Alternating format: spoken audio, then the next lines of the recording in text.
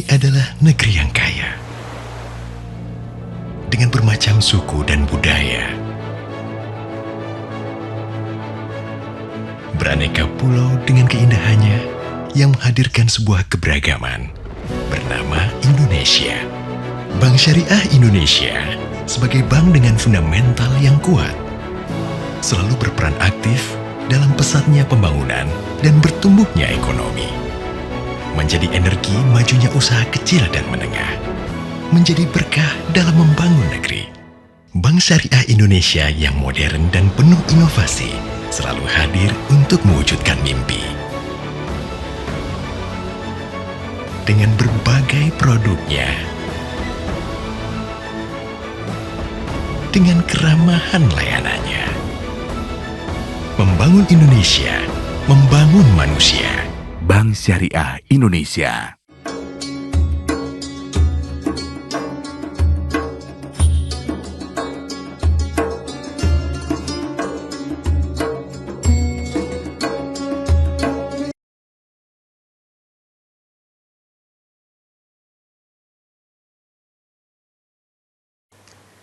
Assalamualaikum warahmatullahi wabarakatuh. Bismillah, alhamdulillah. Alhamdulillahilladzi amarana al-ittisama bihablillahi matin. Assalatu wassalamu ala sayyidil mursalin Muhammadin wa ala alihi wa ashabihil mujahidin at-tahirin.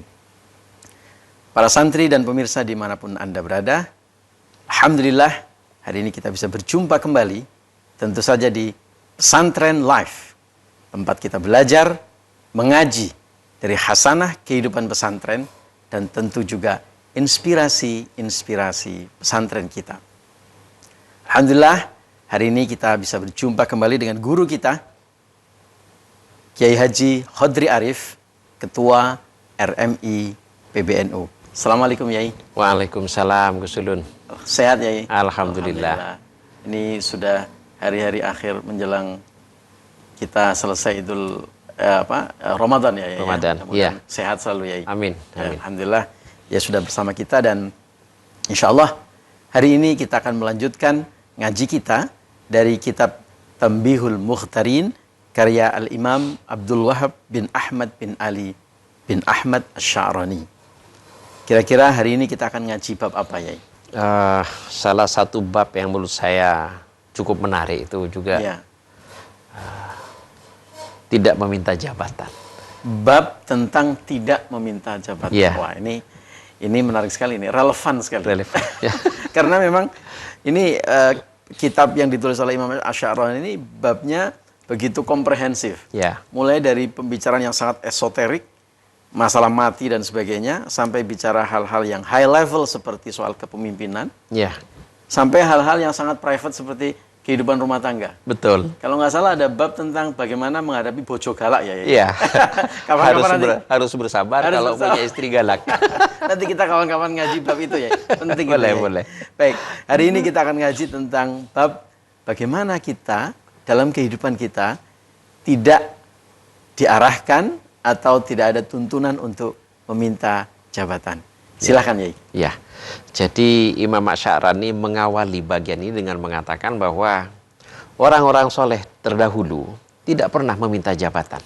Masya Allah. Mereka tidak pernah minta jabatan, apalagi berebut jabatan. Ya. Itu yang beliau uraikan. Bahkan jika ada orang datang pada orang soleh itu mengatakan, Anda pantas menjadi pemimpin, Anda pantas menjabat ini, menjabat itu.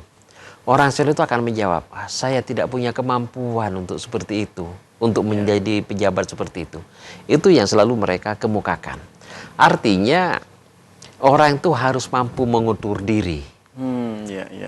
Kita bisa menemukan orang-orang yang memiliki kemampuan dalam bidang intelektual. Kadang-kadang dia kemudian bergeser menjadi jabatan politik. Ya. Nah itu menurut Imam Asy-Sya'rani tidak benar. Nah orang yang memiliki potensi luar biasa dalam satu bidang, belum tentu dia memiliki kemampuan dalam bidang yang lain. Orang harus pantas mengukur diri di mana makom dia, di mana posisi dia. Sesuai dengan kompetensi masing-masing. Betul, sesuai dengan kompetensi yang dia miliki. Ya.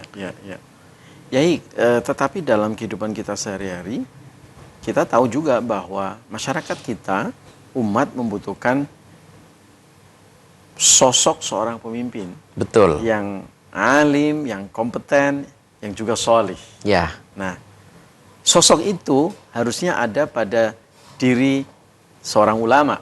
ya, Ya. Nah, dalam kondisi semacam apa ulama kita ini di satu sisi menjaga muruahnya, tetap menjadi seorang yang wara, tidak mengejar jabatan, betul. tetapi apabila memang itu sangat dibutuhkan oleh umat, Ya. kira-kira jalan tengahnya ada di mana ya? Pertama yang ingin saya garis bawahi, ungkapan dibutuhkan oleh umat. Ya.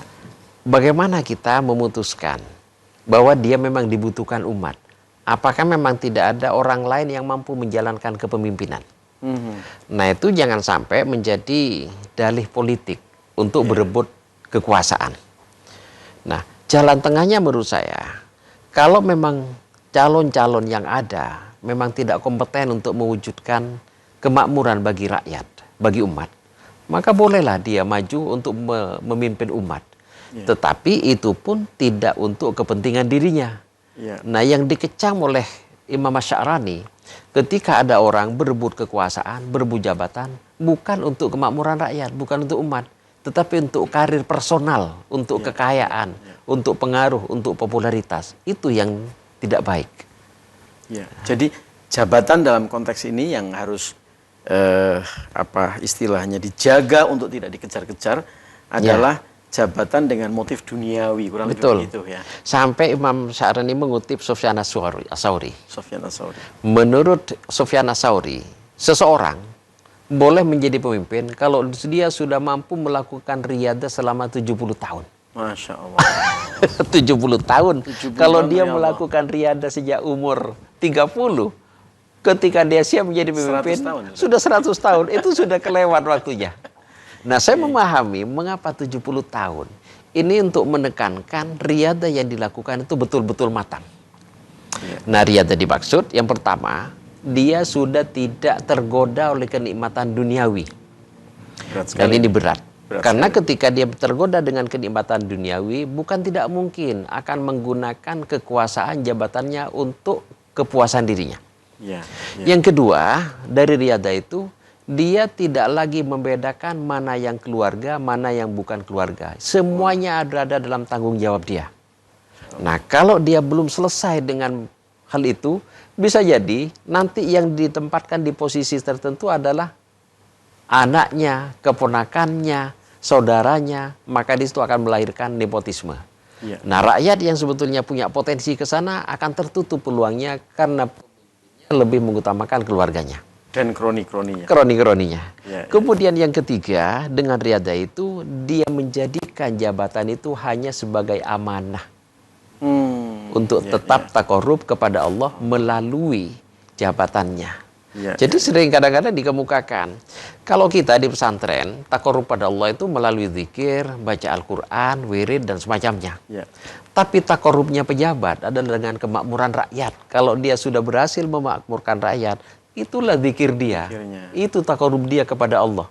Tapi sebaliknya, kalau dia menjadikan jabatan itu untuk kepuasan dirinya, ya itu Ya. tidak pantas dilakukan. Sibuk dengan urusan dirinya. Belum selesai dengan diri dan keluarganya.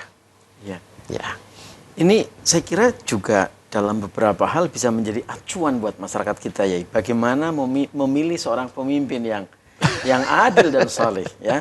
Iya. Karena ajarannya sangat jelas. Jangan kita merebut atau berebut jabatan, terutama yang memang orang yang tidak kompeten dan belum selesai dengan urusan-urusan dirinya Iya. sendiri. Mencari orang yang sempurna, pemimpin yang sempurna seperti itu mungkin susah. Ya, Padahal tetap harus ada pemimpin. harus ada pemimpin. Nah, kita di pesantren biasanya memiliki kaidah yudfa'u asyadud darurain bitahammuli akhafihima. Kalau kita tidak mampu menemukan pemimpin yang sempurna, ya jangan carilah yang paling sedikit kekurangannya. Ya, ya. Dan itu diketahui bukan dengan self description mereka, tapi dilihat dari apa yang sudah mereka lakukan. Lihat teman-temannya. Ya, ya. Jadi kalau misalnya saya maju nih sebagai calon pejabat, kalau saya menjelaskan, saya akan katakan, saya jujur, Saya akan membela kepentingan umat, kepentingan rakyat. Pasti saya katakan seperti itu agar mendapatkan simpati. Nah, rakyat sebagai pemilih mestinya melihat siapa sih teman-teman saya? Ya, ya, Apa yang sudah pernah saya lakukan sebelum saya menawarkan diri untuk memimpin mereka? Bagaimana rekam jejaknya? Betul, rekam jejak. Itu akan menjadi bukti bahwa dia memang seperti itu, bukan seperti yang dikatakan. Ya. Ya. Dengan kata lain, buat para pemimpin-pemimpin kita atau calon pemimpin kita, siapapun yang akan maju menjadi pemimpin kita seharusnya adalah orang-orang yang sudah selesai dan urusan sendiri, Betul. dan betul-betul ini adalah sebagai wasilah untuk berkhidmah kepada masyarakat. Ya, Imam Asy'arani itu juga mengutip pernyataan lain dari Sufyan Ats-Tsauri. Ya, Sufyan Ats-Tsauri itu pernah mengatakan kayak gini, menahan diri untuk tidak mencintai jabatan, ya, menahan diri untuk tidak mencintai kekayaan, dan menahan diri untuk tidak mencintai perempuan, itu lebih pahit dari bersabar. Karena godaannya berat sekali. ya, ya, Begitu pernah mencicipi kekayaan, maka dia akan berulang-ulang dan tidak pernah puas dengan kekayaan. seperti minum air laut. Seperti minum air laut yang tidak pernah menyelesaikan dahaga. Ya, Dan itu seterusnya. Kalau di situ dia belum selesai, maka kemungkinan dia tidak akan mampu mewujudkan kemakmuran rakyatnya. Jadi hati-hati. ya, 3 hal tadi ya. Tiga hal tadi. Jabatan. Jabatan, Kekayaan, kekayaan, dan perempuan. Ya. Ini mirip filosofi orang Jawa ini. Jadi Imam Sufyan Ats-Tsauri itu mengatakan seperti itu. Menahan diri dari 3 hal itu lebih pahit dari ikhtiar kita untuk bersabar. Ya, ya. Tapi tentu sekali lagi bahwa ajaran ini itu bukan berarti mencegah para santri, para alim untuk maju menjadi seorang pemimpin. Bukan, sama sekali tidak. Ya. Tetapi niatkan itu untuk ibadah. Yang digarisbawahi adalah motifnya Motifnya. dan tentu kompetensinya, Kiai, ya. Betul. Artinya ketika memang menyatakan siap untuk maju menjadi seorang pemimpin atau mengambil amanah dari masyarakat sebagai seorang pemimpin, pastikan bahwa memang kompeten di bidangnya. Betul, ya. Ya. Ada kompetensi dan ada ketulusan. Ya. Ya. Kira-kira bekal apa yang paling penting untuk seseorang maju menjadi seorang pemimpin, ya? Yang pertama itu tentu dari segi moral yang ditekankan oleh Imam Asy'arani itu dengan bahasa kita sekarang. Orang yang sudah selesai dengan permasalahan dirinya. Ya. Tidak tergoda dengan kekayaan. Tidak tergoda lagi dengan jabatan atau kekuasaan. Dan tidak tergoda dengan kenikmatan jasmani. Maka fokus dia adalah taqarrub pada Allah melalui jabatan politik itu. Itu harus ditekankan. Kemudian yang kedua, ketika dia akan maju, selain kompetensi itu tadi, rakyat, umat ada pada nomor berapa dalam skala prioritas dia. Ini bisa saja saya mengatakan saya akan memperjuangkan kemakmuran. Tetapi itu akan ketahuan dari rekam jejak itu tadi. Ya. Dan ingat bahwa bisa berbohong pada rakyat, pada pemilih, pada umat, tetapi tidak bisa berbohong pada Allah Subhanahu wa taala. Jujurlah pada dirinya. Apa sebetulnya yang kita cari? Menjadi motif dia Ya, dan menjadi prioritas. betul. dia. Ya. Baik. Terima kasih, Yai. Ini Ya. sekaligus menjadi kesimpulan ngaji Ya. kita hari ini. Ya. Dari bab yang sangat menarik, bab untuk tidak mengejar dan meminta Jabatan. Ya. Tapi kalau kita kompeten di bidangnya, kita harus maju, kita mengemban amanah. Mari para santri dan para kiai maju, pastikan memang prioritas dan motifnya semata-mata untuk taqarrub ilallah. Ya. Demikian, Yai. Ya. Terima kasih Terima untuk kasih. kajian kita hari ini, Yai.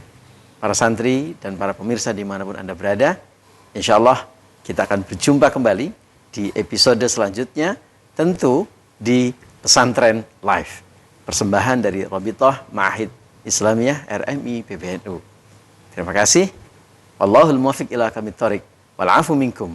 Tsumma assalamualaikum warahmatullahi wabarakatuh. Waalaikumsalam.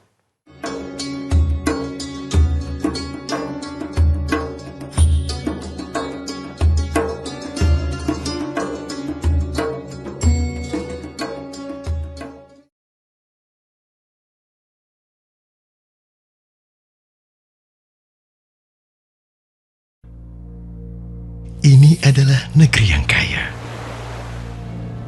dengan bermacam suku dan budaya. Beraneka pulau dengan keindahannya yang menghadirkan sebuah keberagaman bernama Indonesia. Bank Syariah Indonesia sebagai bank dengan fundamental yang kuat selalu berperan aktif dalam pesatnya pembangunan dan bertumbuhnya ekonomi. Menjadi energi majunya usaha kecil dan menengah. Menjadi berkah dalam membangun negeri. Bank Syariah Indonesia yang modern dan penuh inovasi selalu hadir untuk mewujudkan mimpi. Dengan berbagai produknya, dengan keramahan layanannya, membangun Indonesia, membangun manusia. Bank Syariah Indonesia.